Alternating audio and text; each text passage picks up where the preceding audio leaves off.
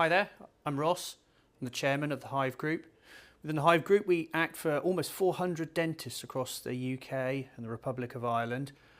What I'm here today to talk about is something which I believe is a massive existential issue that we've seen really kind of bubble to the surface in dentistry, certainly over the last 12 to 24 months. So this is primarily about lead generation.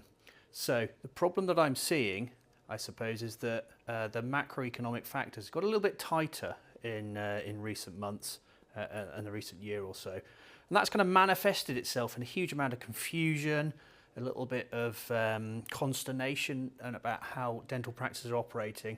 But I believe one key component of this is in the patient journey, I suppose, and it's how potential new customers are being absorbed into the practice and dealt with. But I want to take it a step back from that because that is the problem, but I want to talk about the bigger problem, which is almost that dental practices aren't measuring their return on marketing investment. And thankfully, I believe there's a fairly straightforward way to get the data and help inform a huge amount of kind of decision making in this area. So the problem that we're seeing kind of bubble, we're seeing kind of, I suppose, false assumptions made that, maybe digital marketing doesn't work or my front desk team aren't very good. Now, the reality is all of those might be true, but the trouble is it's all very reactive. It's very, loads of assumptions are being made. What we really want to strip it back to, because I'm quite happy if we find out that the digital marketing agency is not working. I'm quite happy to look at additional training. Quite happy to look at software that will help the systems and the lead management. But I believe we need the data to get there first. So very simple kind of measuring metrics that I believe we want to have in place. I'm going to run you through them. So the first thing I'm going to talk about, I suppose, is, let me just draw a little, so that is a door. Now what we're going to do is we're going to measure the number of people walking through that door. And actually this is part of our measuring system in a dental practice. So our first metric is going to be how many leads are generated by a digital marketing agency. Now let's just say for a moment that is 100. And we're going to generate 100 proactive inquiries. So we're going to call them a lead or an inquiry. I'm going to be very careful with my semantics here. But we're going to capture 100 leads by all the expertise that a digital marketing agency might do. Now we're going to send 100 leads through that front door and into the practice. Now this is where the kind of key initial component kind of comes in. You would imagine if you sent 100 people through that door on one side, you would measure 100 people on the other side of that door. Now slightly annoyingly, that is almost never the case, and I haven't yet figured out why, but I do believe there's any number of reasons, day-to-day reasons why this might happen, whether that's front desk are really busy, leads get dropped off, maybe that's a slightly incorrect number. But the essence of what I want to get to is really kind of joining those two metrics up, because from experience with many practices that we've worked with, what we can find out is that those two numbers can be wildly different. And when I'm talking wildly different, I'm talking fractions of the number. So the first challenge I believe a dental practice needs to undertake is to really accurately measure how many leads are being generated by a digital marketing agency, and then corroborating that with front desk. And of course, ultimately, we want to get the same number of patients on either side of that front door. But we want to measure how many are generated by the digital agency and then how many are captured by front desk, usually by a phone call or an email inquiry. But the point there is we're going to measure it, and then when it's different, because I promise you it will be a different number the first time you look at it, we then got to be able to interrogate that data and audit it. And roughly what we're looking at there is a phone number that the digital agency will have captured, or an email address. And if we've got a phone number and an email address, we can then corroborate with what the front of house team have captured.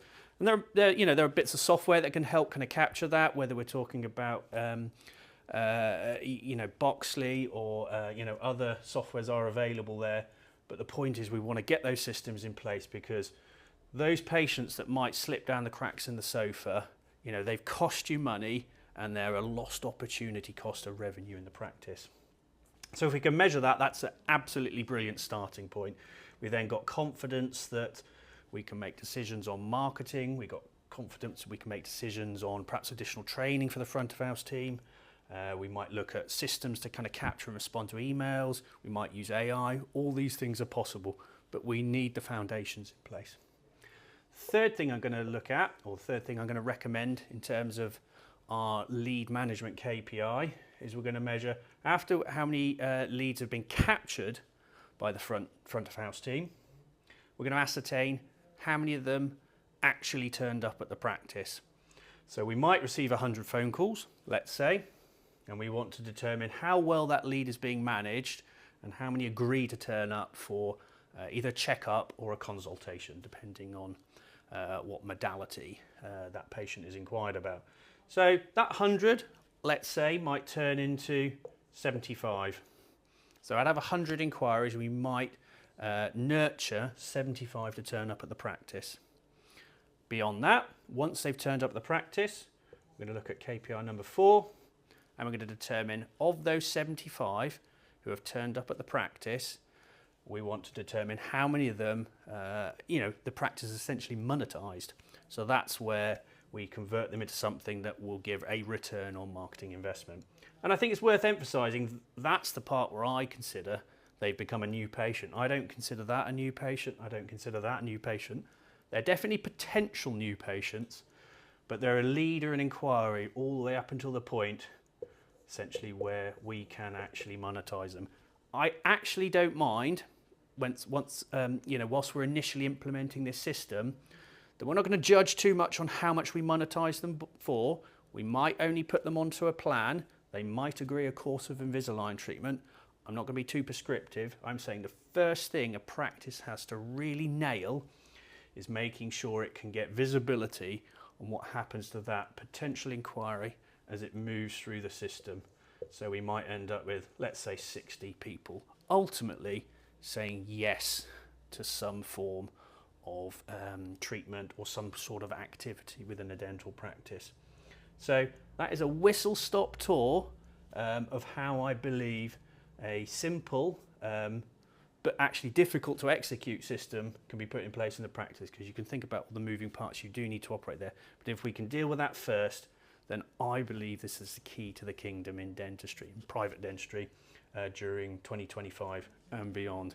If we can do this, the richness of data that it gives you enables you to make marketing decisions, strategic decisions, hiring decisions, people decisions.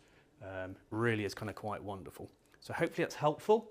I am sure it will inspire some questions. I am absolutely sure it will inspire some difficult requirements within the practice or conversations with the agency, but that's what we want to stimulate. Thank you very much. And of course, if you've got any questions, please do contact Hive.